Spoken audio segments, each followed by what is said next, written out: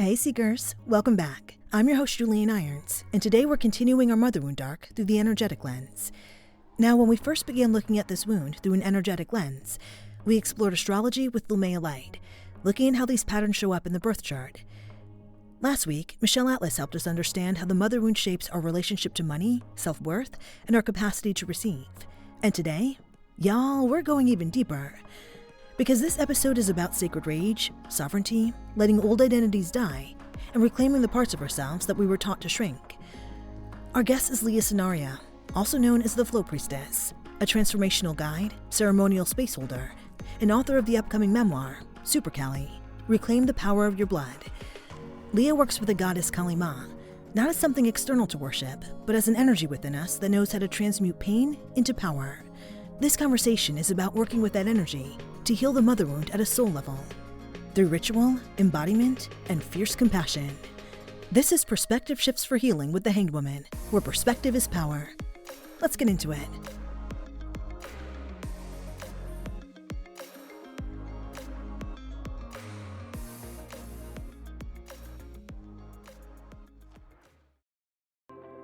Hey Seekers, if you're building a business and something feels off, like you're doing all the right things, but the momentum still isn't there, it might not just be a strategy problem. At 3 of Cups Healing, we offer intuitive marketing solutions using tarot, energy healing, and heart-centered creative guidance.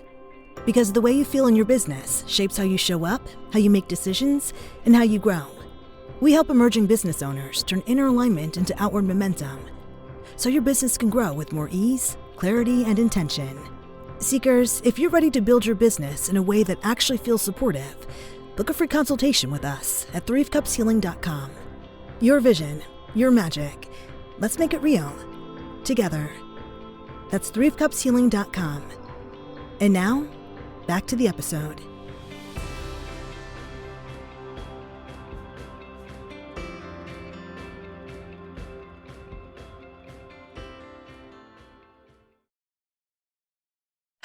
Leah. Well, welcome to the show. I'm so happy that you're here with us. Your work is really amazing. So I was watching your masterclass. I was just like blown away by all the knowledge that you have and all of the heart that you have that you give to people. It was really just like touching and beautiful. So I'm really grateful that you're here right now to help us all heal through this mother wound that we have. It's a deep one. It's a deep one. And, It's and a deep one. the reason it's so deep is that we all share a core mother wound with the earth. How we've been treating this earth as a humanity has not been the most healthy relationship, unfortunately. And we are maturing out of that. It's like we've kind of taken a lot from her in our younger years, and now we're kind of in that teenage phase where we're trying to figure out how to be independent, but also we know that we are relying on her so much, and she provides so unconditionally. She nourishes us, she gives us water, and still we abuse that connection in certain ways because we're just not conscious enough to figure out a way to be in right relationship with her. And of course, that has affected the way we relate to our own mothers because we're all figuring out how to be woman again and in these feminine bodies, and not only if we were born in a feminine body, but all of us to tap back into what feminine is, what sacred feminine is. So yeah.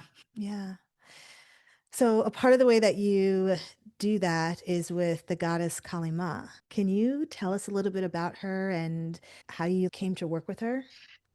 Yeah, well, Kali was the goddess archetype that came to me first before I even knew about goddess archetype work. And she came into my life when I was having a dark night of the soul, whole spiritual awakening experience where everything in my life was just falling apart. My 11-year relationship was ending. We had just purchased a house to start a family. And then, a year later, it was just everything just didn't feel right. I betrayed him. I really wasn't sure why I was self-sabotaging to such a degree. I had a clothing business that was doing really well for 7 years, and then the trends changed, and then I was panicking, and sales were down, but I still had staff to pay. And so I was just in this really high stress phase of my life. And yeah, I ended up basically just going through this whole initiation of returning back to my mother, returning back home. Because once we broke up, I left the house with my ex and I started living with my mother again. And when I did that, it was like, and I was 34, 33 at the time. So yeah, to return back home and feel like you're kind of just defeated at life and that something went really wrong and you have to live with your mom again. That turned into a really deep initiation into me exploring my ancestry and this deeper trauma that my mother endured as a refugee from Vietnam. And coming over here at 16 years old, because I live in Canada, with a new culture and starting over again. So there's these themes of how my mother has been over the last or over our entire relationship and how those traumas really affected her on such a deep level that we were also traumatized in many ways, my sister and I. And so when I was really tuning into this, there was this imagery that kept coming up in different places, but it was Kalima. Kalima would just she came in a big way, and I learned a little about what happens, with her energy is that it's destruction. It is destruction in service to creation, but you have to really go through this really brutal experience with her. Usually the first time you meet her, it's like slash your life to bits, burn it all the way down, and you're in the ashes sort of being like, what is this? Is this an initiation or am I actually dying? Like, and there's a lot to it, but she really has this power because from the Hindu lineage, she has been revered for many, many millennia, and her current has stayed alive, contrary to certain other traditions that maybe have forgotten her. And when I say her, I just mean the great goddess and all the different faces of the goddess, which is Great Ma, this earth. But the Kali energy, the ferocity of her, and how she brings in this swiftness and this sort of wild, batshit crazy lady energy as well, because she's got her tongue out, dripping with blood, and she's all blue and black and naked, and she's got severed arms as a skirt and 10 arms with weapons, and she's ferocious for a Yeah. reason because she comes through to cut the BS. And sometimes you Mm. really need that tough mother love to set you right. And she's Yeah. the earthquakes, she's the lava overflowing out of the volcano, exploding and erupting. And sometimes you just got to run for the hills and you're like, I have no idea what this is. And growing up, I felt that way too with my mother. Like there would be moments where she would just fly off the handle into some crazy manic irrational like I don't want to. I love my mother. I just want to preface this with saying I Oh, look, absolutely a love lot of my us mother. love our mothers. A lot of us love our mothers, but sometimes they all can be batshit crazy, girl. Oh my Just because we gosh. say they're batshit crazy, don't mean we don't love them. I mean, the fear that woman instilled in me, like when she was in her wrathful phase, it was Mm, like I didn't know if I was gonna come out bruised and bloody, and sometimes I did. I mean, I don't want to make my mother be wrong or anything, but there was definitely some spankings that happened. It's crazy because even in this moment, like I'm getting some imagery that's coming up that I've probably repressed. Like you kind of stuff it down a little bit around some of those moments, but yeah. it was how they did it back in the old country too. So it was like part of her culture to, especially with a huge family of 8 kids living in a war zone, living, trying to Oh survive God. and Yeah. be in this state of like, there's so much that fear imprint, that survival imprint was just so there that if I did anything wrong, like it was life and death. It was life and death. And because it was for her. Mm, So that experience of growing up with a mother like that and a father who's like, bless his soul, he was like the best counterpoint, but also had to succumb to her because he is just a really gentle, sensitive soul, white man who grew up here and married an Asian woman because Asian ladies are beautiful.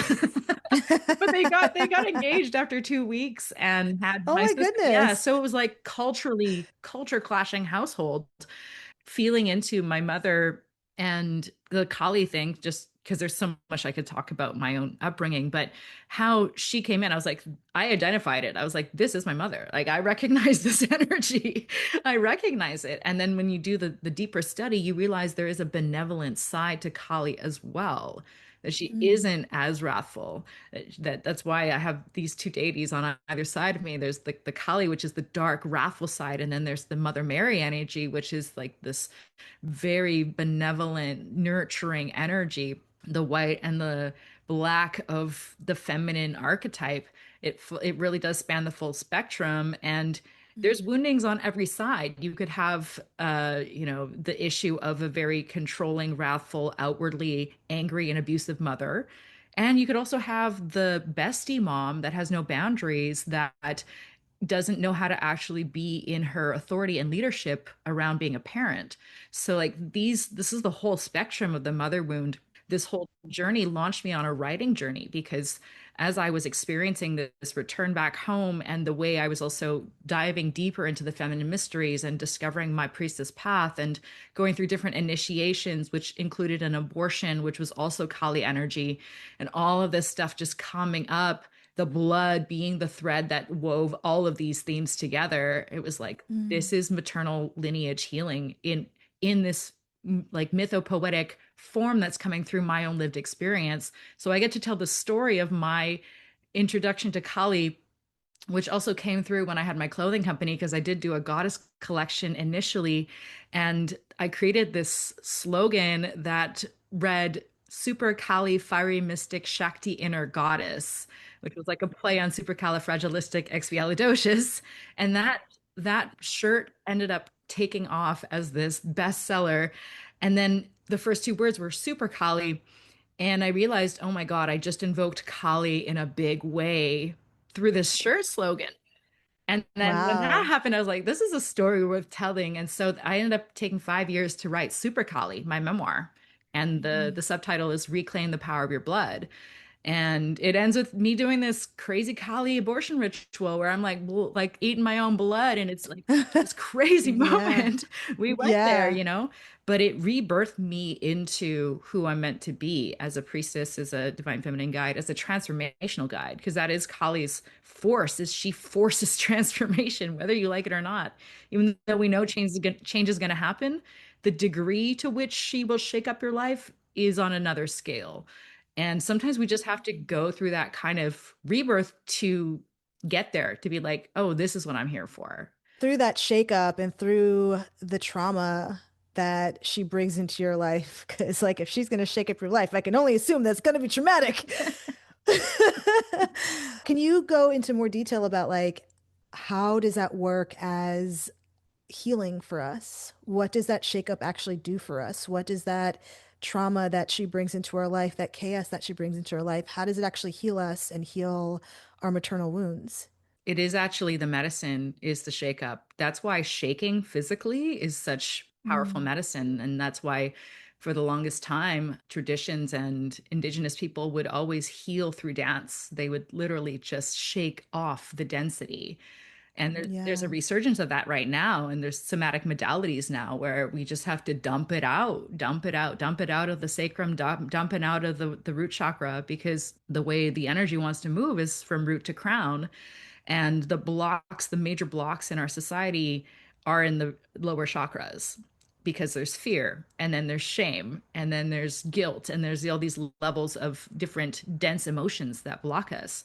And so Kali, as an embodied deity, she dances on Shiva, and she's literally doing that. She is creating the chaos that will inevitably bring the order and cause evolution to happen, because it's always through this cycle of chaos and order that we get to Mm. die and be reborn, and then create and dissolve and create and dissolve.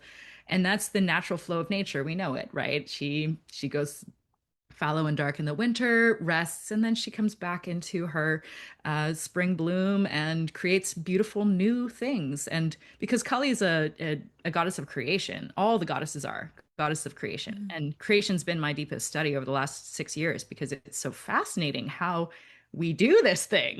Like, Yeah. we are creating ourselves, we're creating our world, and yet we've kind of forgotten some of these quite simple maps around our cyclical nature as women. and how Mm. every cycle of our bleed is also an opportunity to shed layers and rebirth ourselves. And every breath is a rebirth, every night and day is a rebirth. And we kind of forget that this is how our universe is designed, that there is a Yeah. continuum, but there's so much resistance still there because of a lot of these traumas, a lot of these things that get stuck in the energy system, not just of our own bodies, but of the earth's body as well. And that it's our responsibility to get that flow moving. And that's been, why I've been so obsessed with flow too, because once we get that flow moving, and there's so many techniques that we can do, like breath work, shamanic shaking, journeying, like all of the modalities, like pick whichever one, tapping, but it all comes back to embodied wisdom. It's all back to how we can allow the body to transmute sometimes lifetimes of density, lifetimes of trauma, lifetimes of betrayal, lifetimes of abandonment wounding. Like it's all come through our recent modernization, like from whichever time people were actually starting to form society and community. There's always been these relational wounds, and so we're kind of like coming into this purification cycle, because there's actually cycles called the yugas in the Vedic tradition. What's a yuga? A yuga is an age. It's a chunk of time. I can't remember the exact number of thousands of years. I think it's a 13,000 year cycle, 26,000 year cycle, something like that. But there's different ages. You can look up these different ages that have different themes of light and dark. And we're just coming out of the Kali Yuga, which is a dark age of lower Mm. consciousness. And so we're moving into Oh. higher consciousness. And the Vedics were able to track this because they were very good at looking at the stars. Hmm. But as we're coming out of this, then we're realizing, oh, there actually are heavy things that have been weighing us down, or darkness that has been not able to see the light, so that it's our job to actually start clearing some of those pathways for ourselves to move forward as humans in a healed way. For what I'm understanding is like she shows us the things that we need to like shake out of ourselves. She shows us the healing that needs to be done. She shows us the pain that we're carrying. And through showing us that, we can then release it because now we see it clearly and we can release it from ourselves. Yeah, and one other thing I want to mention about Kali is that her name means black time. And so she's a chronomancer, meaning she knows how to bend time in these really incredible ways, because she also basically pedals the wheel of time. And there's these greater cycles among cycles that kind of show up in these fractalized ways, where there's themes of things repeating themselves, but they're never the same. There's always going to be something that's new and iterative, because that's how things evolve. Like there's never two humans that ever pop out looking exactly the same. We're all going to be new creations. And so as she kind of helps us return back to this, she helps us clear the karmic loops. And each one of her arms on her belt or her skirt is representative of a karmic loop that has closed. She's also good at clearing the cache, because she was actually in her myth called upon to lick up a bunch of blood, because as they're slaying this demon, all the other gods are like slaying them the way they know how to slay them with all their weapons, but every blood drop starts spawning a new demon, and they're like, I don't know what to do. What do we do? More demons keep showing up the more we keep fighting this. And so Kali gets summoned. Some say she pops out of Agni, the fire god's tongue, and she's just the tongue. She just becomes the tongue that licks up all of the blood, and then she is finally able to help them win the battle because of that ability. And so she kind of has this ability to absorb the density, because she is dense. She's black time. She's the stars. She's the great cosmic Ma, and has this way of helping us tie up these karmic loops. Let's talk about that because karmic loops are something that I find so fascinating. And I hear all different concepts of what karmic loops actually are.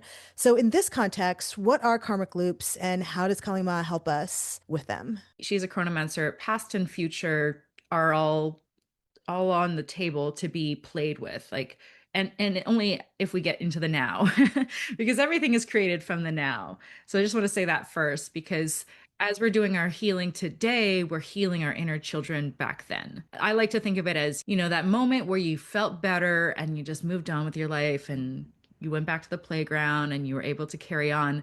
Who's to say that wasn't us now going back in time, wrapping a blanket around our inner child, being like, you're okay. Oh, yeah. Go back on the playground. That's what God is. God is so ever loving that it will wrap us up into this blanket and soothe us. But it is a time space thing that is very fluid. So as we're going into this, keeping in mind that even in this exact moment, by listening to this podcast, you are going back in time to heal your inner child, not even having to know all the details of the story or what happened. But we all have these interesting contracts. So thinking about karma through the lens of relational contracts is a good way to start, because you and I have a contract to be here. I didn't know about it until we met, but here we are now living out this connection. And so we've had contracts with every single thing in our lives. And then we have these primary ones with our primary caregivers, which are very deep contracts, right? These are contracts that involve the heart and the body. And with our mothers specifically, this karmic contract, I would say, is the most detailed because we are made of her. We came through her womb. This is a soul line and a bloodline that is unbroken, actually, from womb to womb to womb to womb to womb to womb. We can trace it all the way back to the original mother. So the womb contracts are deep ones. And when we tune into that, it's like there are these dynamics, and the way we were meant to play them out is as a result of our free will and ways that we have an impact on the collective timeline that we all get to co-experience. And also that there is a predestined God-given timeline too that we just don't have control over. It's just going to happen, and whether we like it or not, this is how the all of the cards are going to fall. Dialing into our free will, and then how we also have this power of causing an effect with our actions and how we show up in the world. There's also debts that get incurred over time when we aren't in alignment with universal law or universal truth. Because there is this universal truth that is actually part of Kali's job to govern. Like the whole thing has to work in flow. Like nothing is out of place at any given moment, but everything also has to change. And she's kind of like the manager for that in the higher realm. There's other deities that do that too. In the Egyptian realm, it's called Ma'at. Her name is Ma'at. And she also governs this flow of time and order and chaos becoming order all the time and just moving through the cycles of change. So throughout that experience, because we're also on a growth journey as souls that have journeyed across many different planets and systems, and now we're here on Earth journeying deeper, we are now connecting to this trail of it's like there's different like transactions that we have done. Like sometimes we've been more giving in certain lifetimes, sometimes we've been more taking in certain lifetimes, and we're like there's a ledger there that is sort of tracking all of it, and that's our karma. It's like, do you have debts to pay because you were an asshole in a past life? Like, have you gone against natural law? And sometimes people ask, well, how is it that people can do all these bad things? And it's because we are the other.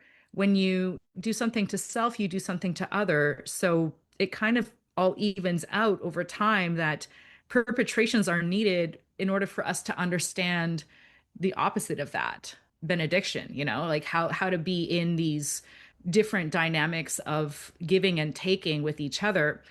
And so with all of the karma, when we aren't aware that a certain dynamic is playing out over and over and over again, and there's more debts being incurred as a result of that not being a loop that brings about movement or growth. It's a loop instead of a spiral.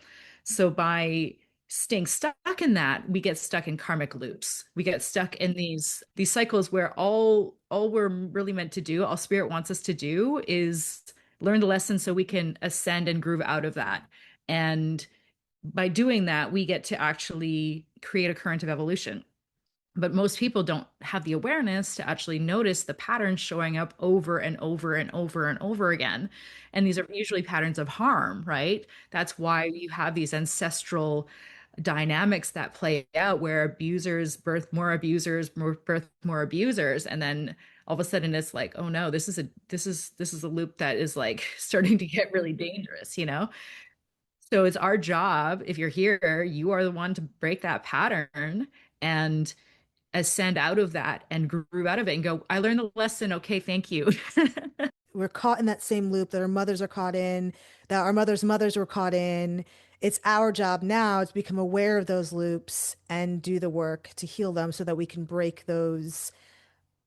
Is it break the loop, or is it just get out of the loop and go to a new loop? Like, is it, do we just like, does that loop just dissolve, or like, It's just closure. It's like I like to think of it like Tetris. Even though Tetris is linear, it's like when you have a row that completes itself, it just drops down.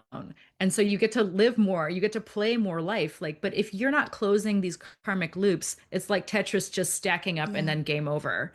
So you kind of have to like do the work to like get those loops closed or tie up the knots or complete the row on the Tetris board so that you have more of that closure, and that closure, it just Mm. frees up the energy. That's the way I see it, because anything that is healed actually is a liberation of energy that gets stuck. And we get to actually leverage that because it came from us. We mined it, we extracted that. And when we work with these cosmic maps, we can actually have it be amplified and come back around to us. And that's why sometimes when we go through this journey and take the time to tend to these deeper wounds that feel like a full-time job sometimes for Yeah, some they of really, us. they truly do. They truly do. Oh my Like, what am God. I doing this for? But then you realize, oh Why? my God, you're banking time here, and that's going to come back around to you because Yeah. in that way, by self-emancipating, which is something that Kali is a specialist with, because she's all about liberation. All the goddesses are, but she is the most about swift liberation in Mm. particular, that you can go, oh my God, nothing affects me anymore. I don't take anything personally. Even if my mother is yelling at my face, telling me I'm not good enough, I'm like, I have so much compassion for you now. And that in and of itself is the freedom that gets you out of that loop and into some next level reality. You talked also about like how Kali is known for cutting through illusion. Is that part of like what she does as well when it comes to like how our mothers create who we are as people, how we live and how we show up in this world? Does she help us with that? Oh, big time. And let's go into the illusion piece too. We're trying to figure out as women specifically, like, because the feminine consciousness has been completely, nearly completely wiped out of our whole modern society. It's coming back steadily, and it will definitely, this next decade is going to be massive for a huge awakening of women coming back into their true power. But we've been sold so many lies about what it means to be a woman, and, we had to kind of adapt for a long time and do our best and sit pretty and, yeah, not let our power override the powers that be, because we knew that there was actually real persecution happening and real death if our magic was too revealed, and if the women who were actually truly tapped into their higher gifts, their oracular gifts, their psychic and their healing gifts, this is a big piece of the whole journey for women to realize that, yeah, we were completely persecuted for no reason. And so we had to find all these coping mechanisms to adapt. And that caused an unconsciousness and a loss of our understanding of where our power really comes from, which is our bodies, which is our wombs. And yeah, we can make babies with these bodies. Men can't. And that's not that to say that we're better or worse, but that there is a difference in how we were made. And so we also have this, there's just been a huge amnesia, especially for women in our parents' generation and, beyond that.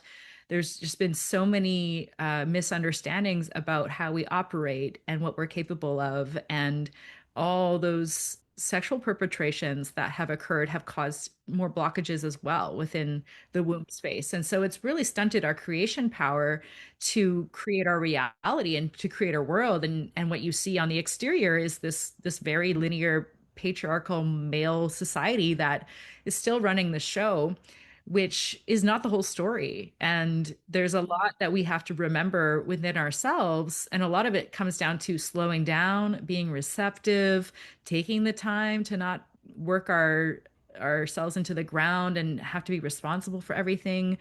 And this is the time of year where that's actually the best time to get back into self and to do an inventory around all of these things, because we can check every belief at the door. We can go, is this really true? Is this really true?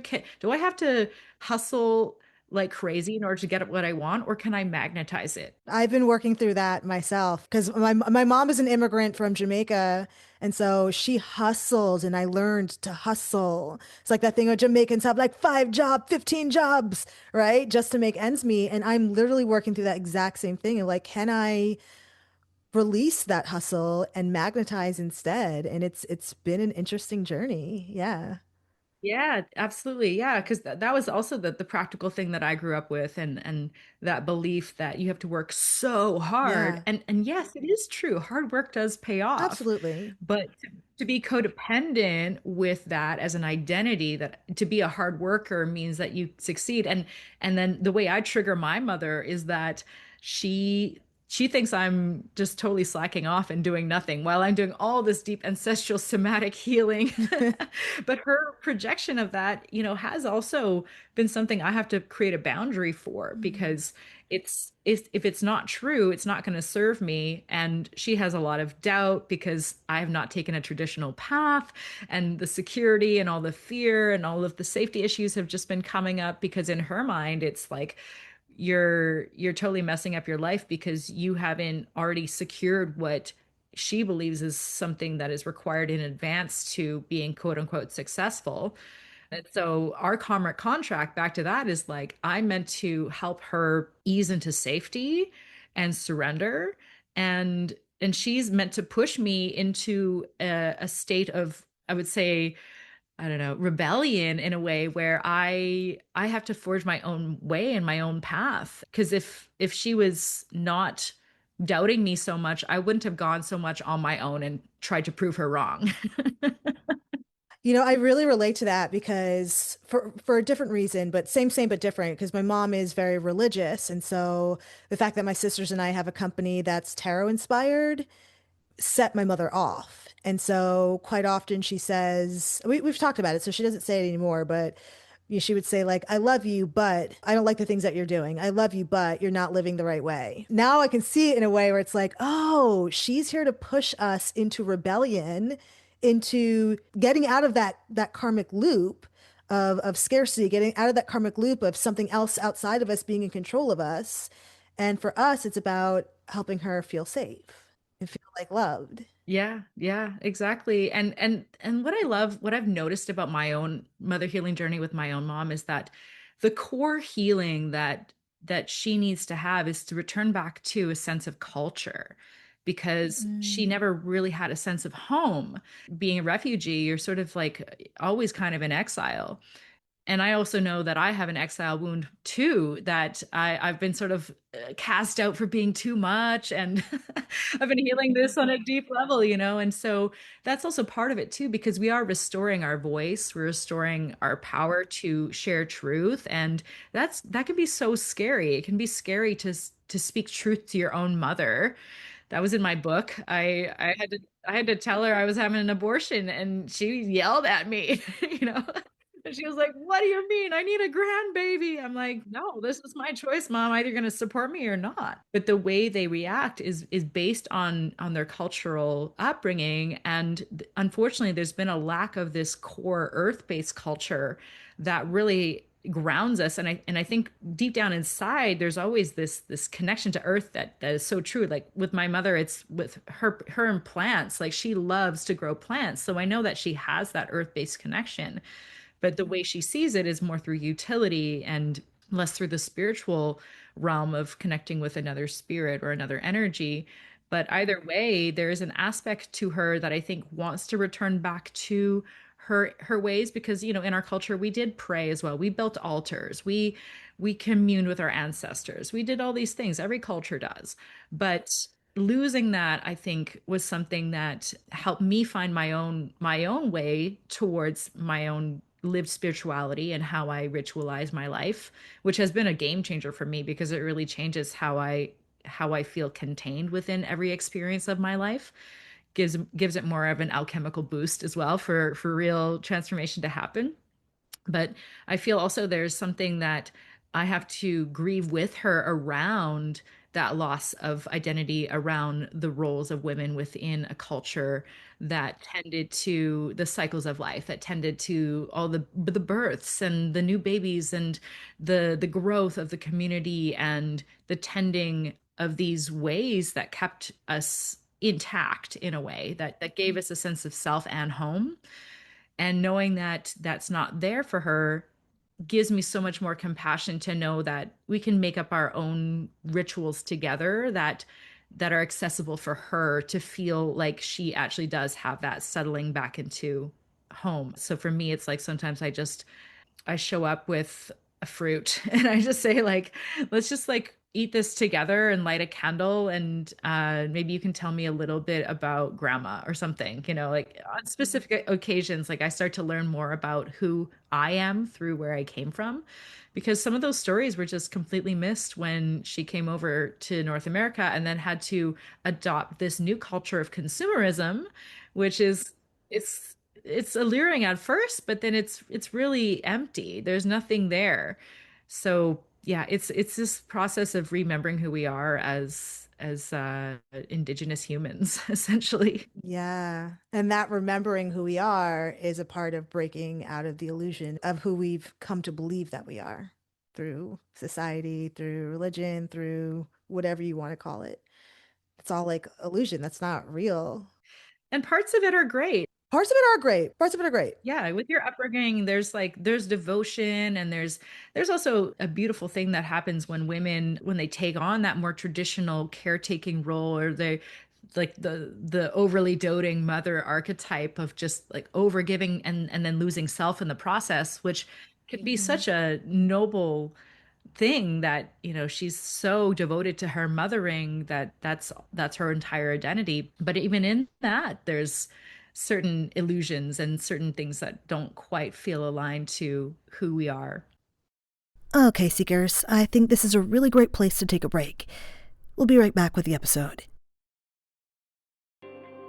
Here's a perspective shift.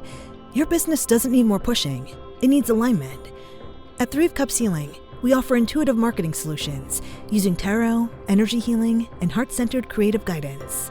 We help emerging business owners turn clarity into momentum and vision into action. So, Seekers, if you're ready to grow your business with more intention and ease, book a free consultation with us at 3ofcupshealing.com. Your vision, your magic. Let's make it real. Together. That's 3ofcupshealing.com. And now, back to the episode.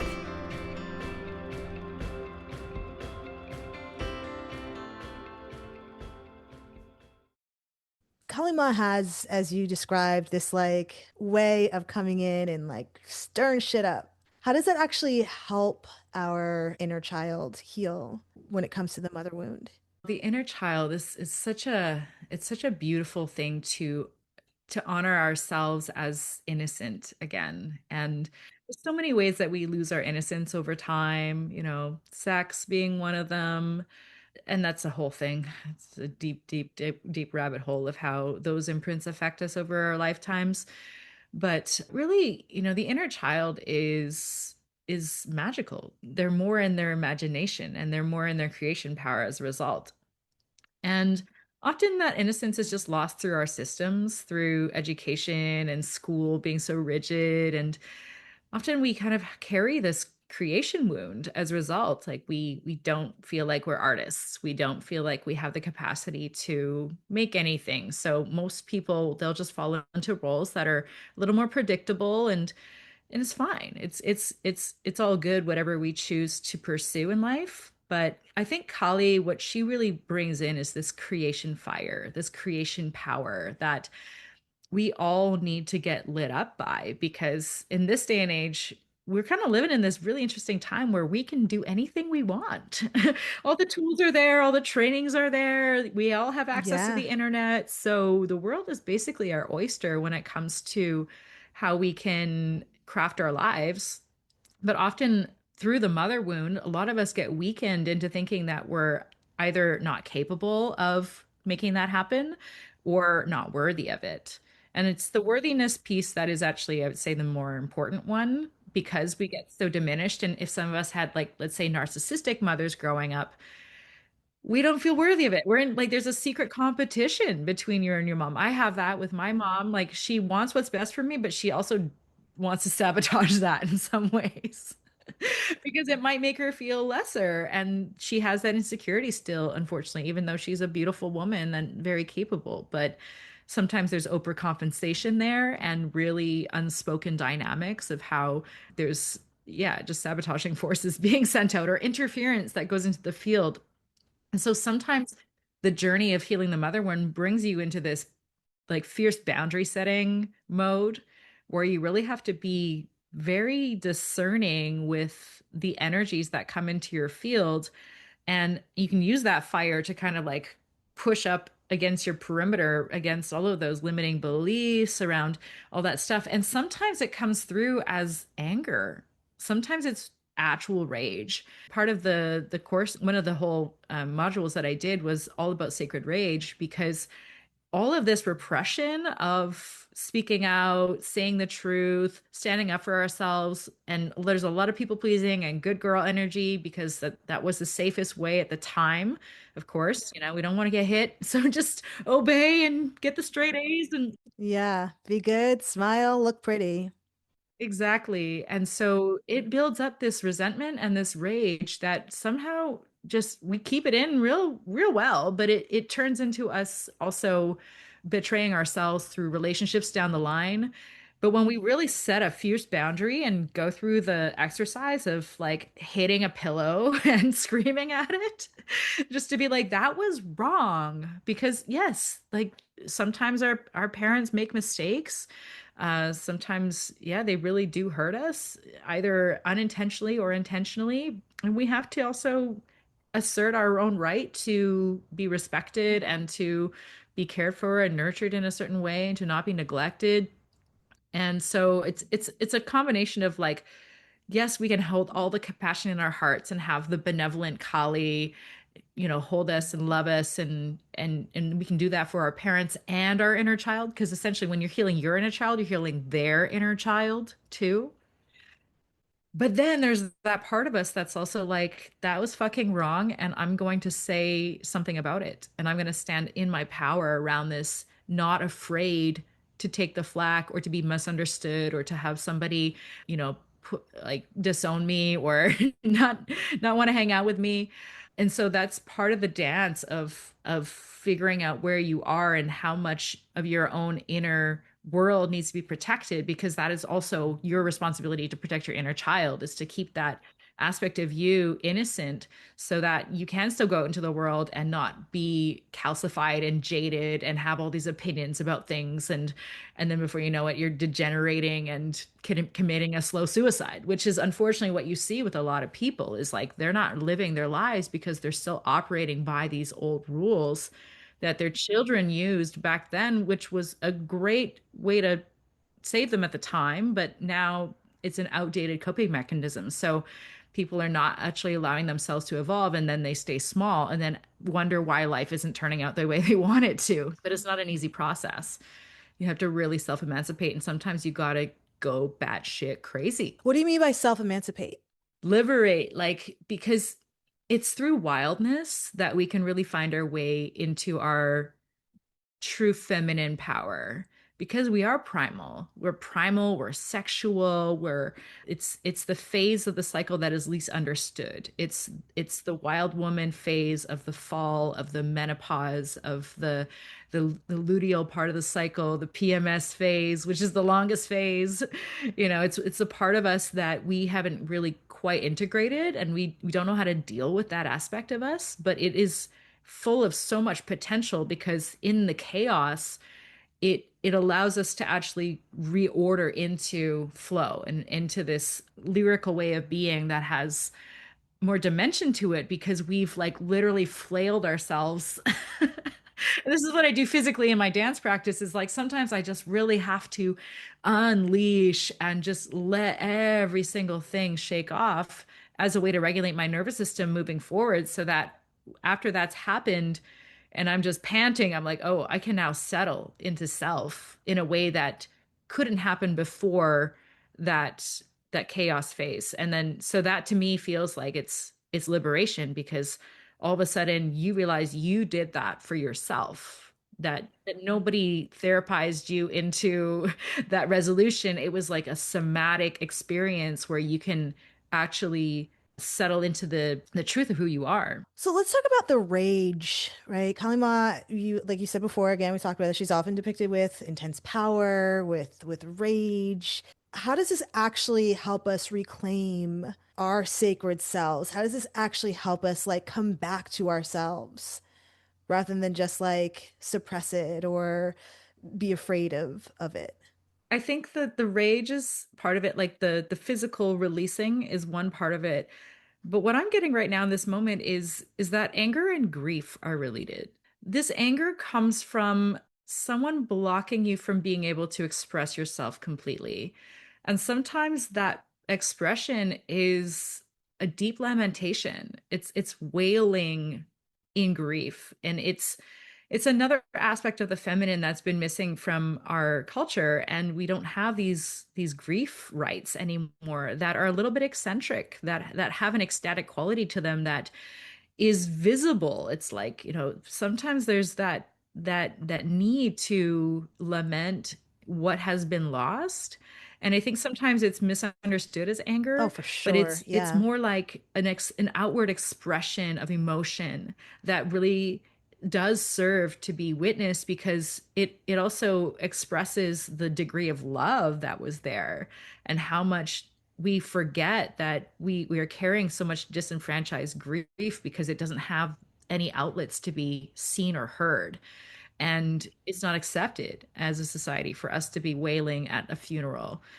But my mother did. I actually came across a video of her at my grandmother's funeral, and my grandmother died pretty young, and it was really shocking for our family. But I was 2 years old, and my mom is, I don't know who took this video. I think my dad at the time. He was doing a lot of home videos, but and this is in my book, and I remember seeing her just have this wail, and and I'm just like holding space for her as a 2-year-old baby in her arms, and I'm so zen, and I don't know, maybe that's where I get it from, but seeing that, I realized like it is part of the rite of passage of completing the cycles of life and death and rebirth. And most of what we are dealing with is a distortion around how we handle these parts of the cycle. And that's women's wisdom. We are experts at that. We are constantly witnessing death and rebirth, and stewarding that, because we understand it's always coming through us, and for men too. But yeah, for women, this is our specialty. Like we are the ones that do the keening rituals to lament the ones that passed on. And when I'm studying the energetics and the flow of things and how things get stuck in our more collective co-shared body, a lot of it comes down to how much we miss the grieving rituals. When that actually gets restored, and we can also grieve the mothers we never had. It even happened to me just recently, where I had a little tiff with my own mother, and I just said, why can't you just be happy for me? Because she was going down into this rabbit hole of doubt. And I'm like, Mom, I'm telling you, I'm happy. Just be happy for me. And then I sat for half a day, and I literally was like, I have to still grieve this mother that I won't have. I do not have Taylor Swift's Yeah. mom. I don't. Yeah. See, like, oh, the reason Taylor Swift is Taylor Swift is because her mom has supported her in this unconditionally loving way for her whole life. Okay, like, but what does that mean for me to also trust that I can be that mother for myself? Oh God, I can so relate to that. Yeah. Yeah, yeah.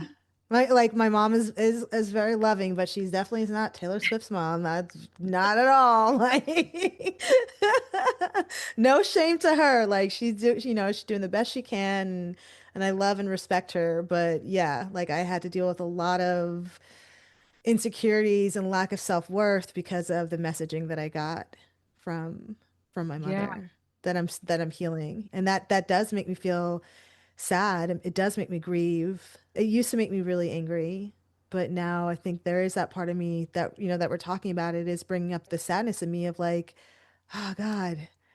if only she was a certain way, I wonder how different I would be, or like I wonder how like more magical I would be, or like I wonder how much more in tune with my gifts I would Yeah. be, how much more successful I would be if, you know what I mean? But now it's my job to like heal that so that I don't pass that on and so that I can also heal the lineages that came before me too. Yeah, absolutely. And sometimes I'm so grateful for having a mother that is really at the edge of the spectrum of experience. Like sometimes it really gives me the gift of knowing how to operate in alignment, and it really helps me discern some of those more subtle things that happen within relationships and manipulations and controls, because I've seen it. I've lived it. I'm not going to manipulate my partner because I've seen my mom manipulate all the men in her life, for example. Right.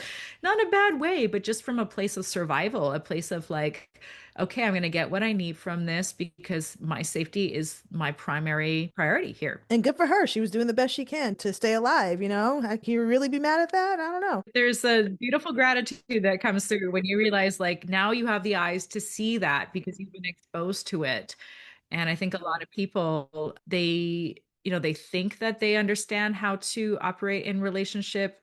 And then they start doing their inner child healing. And then they go, oh, damn, I have been codependent with this person, because all the mother wound stuff shows up in relationship, and father wound stuff too, for sure. So you're gonna encounter that. You're gonna magnetize a partner that's going to reflect all of these things back to you, and you might see yourself attracting somebody who has those qualities that you see in your parents that they haven't healed yet. So it can be something that we are always being exposed to, and this is what I love about how spirit assigns these contracts to us, is that we'll get somebody in our love life usually that is exhibiting a lot of these same patterns, and then it's for us to find the compassion to look at the ways in which we were raised and the beliefs that we had and all of the attachment styles that come out of that, and then really go deeper into unpacking how we can come into a secure version of that in our relationships, and especially with ones with our kids too. Like that's another thing, is like if you are a parent already, you can really get into that deep analysis of how your unconscious imprints have also passed on, and how you do have the power to change that too. What does happen energetically when we're able to like release these things, when we're able to like see the grief and see the anger for what it actually is, when we're able to like break through the illusion? What actually happens energetically for us when we do these things? We energetically actually move ourselves into a new rite of passage into the mother frequency. So there is actually a mother frequency that we get to embody when we ourselves become mothers, but also when we heal our mother wounds, and also when we just choose to step into that. Like you don't actually have to become a mother to embody the mother frequency, because we're always creating something. We can always birth something. But certain initiations also make it so, like abortion, miscarriage, becoming a parent, all those things also help you touch the mother frequency. And that was what it was for me, where I chose to self mother. Like I chose to be my own mother and to have great mother as my guide, to have the earth as my guide, to have these healed archetypes as my guides. And so energetically, when you step into that mother frequency and declare that you will be your primary caregiver, because you are, and you can remother yourself or refather yourself into whatever state of healed human that you're meant to be, to carry on that phase of your journey and to live it in a good way. Everything changes, because then you're then tending to yourself in the way that you want to be tended to. And so all the nurturing, all the self-care, all the prioritization, and the re sometimes you got to really reorient those priorities, because if you were in an overgiving mode, or if you weren't honoring your own truth enough, that's asking you to get back to your own list and tune into what's really important in your life. And sometimes I feel selfish. Sometimes it really does feel selfish to be like, nope, I'm not going to work. I'm going to do something for me. And I want to literally bring myself back to life, because a lot of people, they fall into a coma as they live their lives. And yes, they're still alive, but are they really living? So there's kind of like a choice point there once you step into this mother frequency and you're like, I'm going to give myself all the love I seek because I know I'm the source of it. Then you become this like self-regenerating love magnet. And I've seen it happen in my own life where I began to magnetize all of these incredible people and opportunities. And, I was still working through many layers of self-doubt because I didn't realize how deep those conditionings went. Like it was massive. I was like, when the template of the matrix gets taken away and I'm not doing it to prove myself anymore, what am I left with? I have to be the one to motivate myself, and I'm not doing it to please my mother because I realized my entire previous business venture was all just to prove I could do it so I could please my mother. There was still that, even though I was trying to rebel against her, some part of me wanted her validation. And then it was sending this false signal, this kind of distorted signal out to the field of this weakness, of not really being fully aligned in my own pillar of truth. And so it comes off in layers, but then once you realize like that is your primary task, is to reparent yourself back into wholeness, and that's the journey. And then as a result, you get to transform into someone who is actually going to be a good mother or a good partner or someone who's going to tend to the community or their clients or whoever else is supposed to be impacted by them. You're sovereign. At the end of the day, Kali's energy and her biggest medicine is sovereignty. When you come into that, you are the queen, you are the king. You come into this phase of like, nothing else outside of me is going to change how I show up in the world. This is part of my dharma. This is my path, my purpose. And it just makes things a lot clearer as to like what the next step needs to be. Because for me, I didn't think I was going to create a course called Healing the Mother Wound with Kali Ma. But it was once I finished writing my book, I was like, oh, obviously I need to create the companion course for this because in the book, I'm telling my story, but I'm unpacking all these deeper layers of all these other dynamics and all these other imprints that we might not be aware of, on how to actually emancipate and free ourselves from these bindings, which are so ancestral, so deep, so not even just us and our mothers, but it's all like all feminine in general for the last couple thousand years. Like, and then we actually realize like this emancipation is like the greatest gift we can give to humanity because everybody has some kind of fucking slave program put on them. Excuse my language. But the slavery program is like, it starts to reveal itself, and you're like, oh, damn. Talk about the slavery program and how it relates to A, the mother wound, and then also how Kali Ma can help us get out of that. Because I think that's something that's so important to understand because so many of us are in that and we don't even realize it. I have been in it for so long and I'm trying to break free from it. And so I would love some like guidance from you of like how we do that and how Kali Ma can help us do that. Yeah. Well, we can call in Kali Ma right now through her mantra, which is Om Klim Kalikaye Namaha. Mm. So we can just say that. Om Om Klim Klim Kalikaye Kalikaye Namaha. Namaha. When we chant her mantra, we bring her in, and you can look up, there's many other mantras. You can also put on her pujas, which are songs of other people chanting her mantras, and bring her into your field. And I will say, as a caveat, Kali is kind of brutal, and some people from the lineage really have their own particular way of calling her in and invoking her so that you don't get burned by her.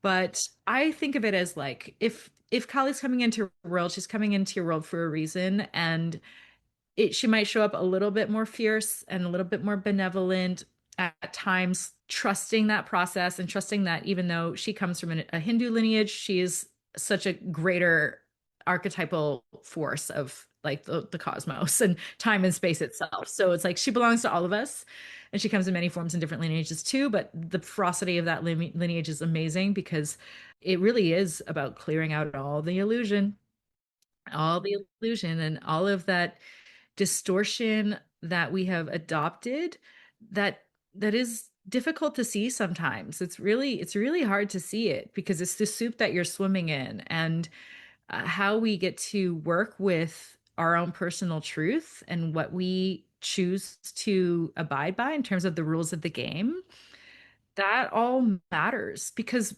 we're in a time of all the rules are changing anyways. All the rules are changing. AI has come in to shake everything up. Now everyone's like, there's no predictability here. What am I going to do with my life? And of course, the primary reaction to that is usually fear. It's like, oh no, what am I going to do? Okay, I gotta like dig my claws into what I'm familiar with and what I know because that feels safe.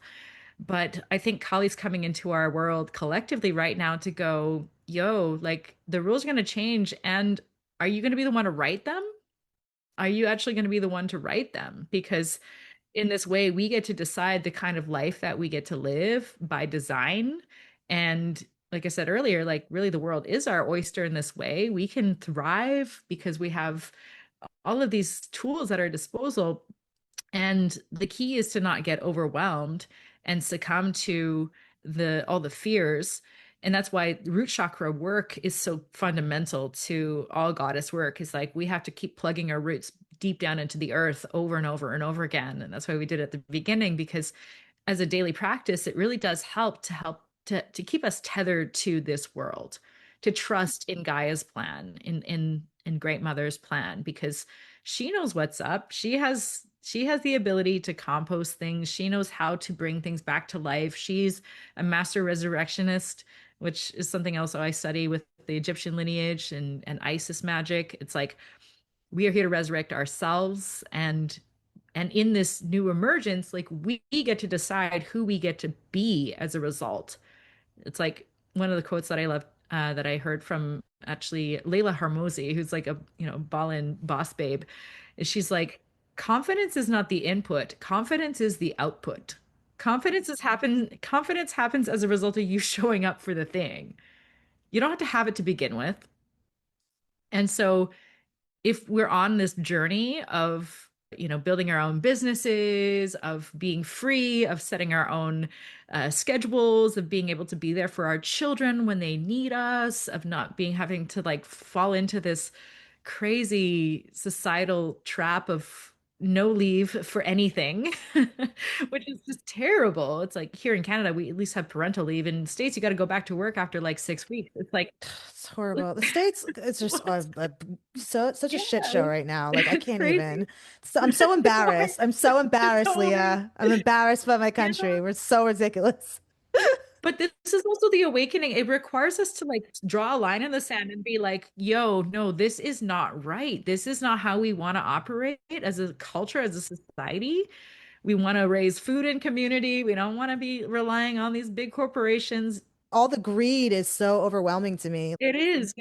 And they want to keep us enslaved. Like they want to keep us under their boot because they want all the power, they want all the money for themselves. So that's the thing is like, how do we dismantle the slave programs? Well, we do it within first, right? And unfortunately, there are real ones that have been implanted into our energy systems because of siphoning forces that want our life force. And you can go down that rabbit hole of like, alien overlords. But it checks out for me because when I think about it, as I'm constantly reclaiming my sovereignty as my daily practice, and I go, no, no, no, you cannot drain me. You cannot siphon from me. I am on to you. And go like, nope, I've already liberated myself. The slave program just doesn't have an effect on me anymore because it's not real anyways. It's not real. All that is real is love. We know that in our hearts, but how we live it is to really then choose, okay, if I'm going to live the opposite of a slave program, then what my life ends up being is overflow. Like I have to then be abundantly in service to this, and then I'll get what I need. I'll be resourced, but it requires us to also trust that we are loved, that these greater forces have our back. And as we're coming into this new era of awakening, more and more people are going to just choose something else. They're going to go, well, I'm going to just vote with my dollar. I don't need to fund this big corporation anymore that is poisoning us in whichever way. And it requires a deep level of self discernment as well to also cut yourself off from all the addiction programs that are embedded in all of this as well. But if we see it from a higher energetic level and we can start to see like, oh, my energy is leaking out over here into my phone. My energy is leaking out over here into Netflix. My energy is leaking out here at the mall. My energy is leaking out in X, Y, or Z and how I'm not present, then we can just decide, okay, well, how I actually take this chain off my leg is by being with what is, feeling everything I'm meant to feel, and showing up in the way I'm meant to, and then just trusting that it's all going to work out. And maybe a little bit of Kali Ma's rage in there. Huh? How about a little bit of Kali Ma's And rage? then there's the activism part because yes, actually, as you're talking about it, it's like there's that grief phase, and then there's the part where you're like, I am now qualified as a result of my experience to stand up for something that matters. Yeah. And that's the part that I think a lot of people shy away from because it's really easy to just do armchair activism and like some post or something that you see on Instagram. But to actually speak up or lead from your heart and mobilize people into also freeing themselves, that's a whole other life path that some are meant to take and some are not. But if you do become liberated, like this is part of the bodhisattva energy of the ones that like they don't just ascend into heaven and go like, peace, I'm gonna go chill out over here and sip martinis. They're like, no, I have to return back. What is that energy? The bodhisattvas, they're like the Shambhala warriors or the Tibetan sky goddesses. They like ascended and then they had to come back. They knew that part of their contract was not to leave anyone behind. So they're like, no one's liberated until we're all liberated. And that's part of like some of these ascended masters, they're still supporting us and doing their work. All the goddesses, Yeshua Magdalene, Guan Yin, all these liberators that have some say have lived lives on planet Earth and some haven't, but either way, like they're supporting us in, yeah, I could be free, but then would my life be happy if I just stopped there? No. Like I got to support other people in being free too. Because the more of us that are free and sovereign, the more of us actually get to change the world. And we know there's a lot of stuff that still needs to get done, right? So, Yeah. And that feels like mothering energy. Like that feels like yeah, being on the mothering frequency is like, yeah, it's not just about me, it's about the collective. It's about yeah. community. It's about, yes, okay, first let me go in and heal myself and reparent myself and make sure that I feel loved and I feel worthy and know that all of that comes from within me. And then once I am whole, complete and restored, then I can go out and help the community and help the world become that way too. That feels very mothering to me. Yeah, it is. And sometimes you have to be humbled by the mother and she does Yeah. know best. Like she's gonna, but the way she humbles you is in a way that doesn't cause shame. That's Yeah, what I that's key. Yeah. Yeah. Yeah, because the shame imprint is so deep and pride and all that stuff, especially from the culture that I'm from. It's like you'd rather save face than admit you were wrong. I don't think my mom has ever admitted she was wrong. And once you establish that there is really no wrongness in any of it, like that the baseline is safety, that you can't go wrong. And that's been a teaching that I work with also in my fertility work because I support women in getting pregnant. And it's like most people are so hung up on the choices and I'm like, what am I supposed to do here? Especially if you're trying to actively heal your relationship with your own mother, which is a whole other area that we haven't quite touched on, but we have a little bit. But it's like sometimes you have to just trust that she's going to have her way and you can't push it, you can't force it. Nobody's wrong. And we're all learning as we go. And we're all going to have our blind spots and we're all going to be humbled AF. And I've been humbled so many times along this journey, so many times. But that's how I came into my mastery around space holding and being able to support the collective. It's by fumbling. And sometimes you just really do have to fumble. And it's because our mothers were just given so much, the stakes were so high and the pressure was so much there that they were so afraid to make a mistake that they played it safe. At least the majority of them did. But to be able to like own your mistakes and mess up here and there and say something out of line, and sometimes that's part of the medicine is that we get to really acknowledge that humans are fallible. No one's perfect in this, but in releasing all the fear around being wrong, we actually get to be right. We get to actually write the course of things too. So, Leah, I know that you have a course. Can you tell us a little bit about our course before we wrap up? Yeah, so it's Healing the Mother Wound with Kali Ma. We've been alluding to it this entire episode, and it's a 7-week course that goes deep into all the karma clearing, all the inner child imprints, birth imprints too, which is another huge piece because so much happens in that birthing portal, and it changes how we create things. And at the end of the day, this is really to help you get into your power and your creatorship so you can craft the life of your dreams. We do lots of different practices and rituals to support in the clearing of any of these dense energetic imprints that we carry. And we also go into chronomancy, which is really fun to learn how to craft your own storyline, because story is a huge part of this. And being able to tell your story is really the deepest medicine, and integrating your life as you go creates so much more permission for other people also to lean into these topics that we don't often think about. So it's part of like going back and retrieving all of these pieces that we can put in our medicine bag and be able to carry with us and support others along the journey. I want to give everyone listening here a 50% off coupon Oh, wow, for the that's so course. kind. Yeah. Yeah. So I think So I'll kind. make the coupon code 3 cups, and instead of $444, it's only $222. Wow, what a Yeah. gift. That's such a Yeah. gift. I'll put that in the Yeah. show notes for sure. Yeah, I've had a lot of people report some major breakthroughs, So and yeah, cool. just energetic clearing. Because as an energy worker, I like to work at that level because we don't have to understand everything with our minds. And there's going to be some aspects to us that we want to focus on and start unpacking some of our ancestral imprints around. And we can go into epigenetics and how we sometimes we repeat certain patterns from our even grandparents and beyond. And it's a circle too. Like there's people across time and space that have taken this course that are all supporting energetically as well.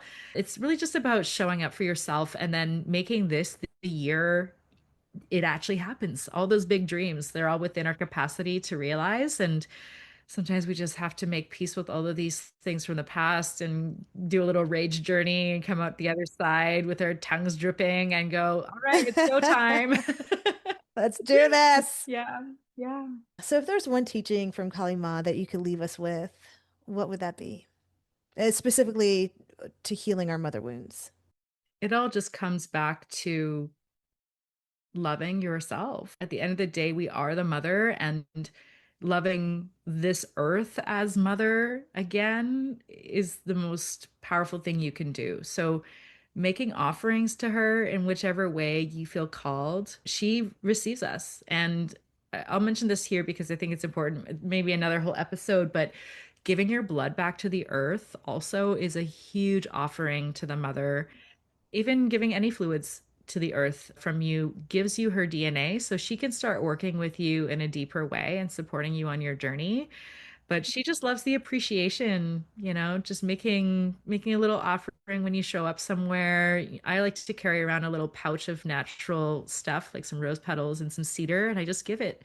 And, this is the energy, this is the antidote to the extractive consciousness that has still been causing destruction in our world. So to restore the mother is to give back to the mother, and also, yeah, maybe your own mom wants to receive a little gift here and there and feel the appreciation.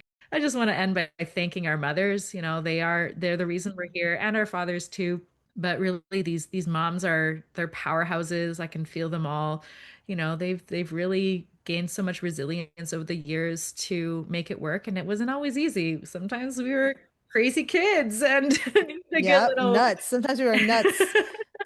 My mom had four of us, plus all the foster kids she kept Oh, bringing into her house. So, yeah. like, So yeah, just sending a she did a stream of lot. gratitude to our mothers for doing the best they could, and sending them all the love and the Yeah. healing that they need here to carry on in a good way. And if you are a mother, also sending that to your own children, front and back. The whole line is being healed right now.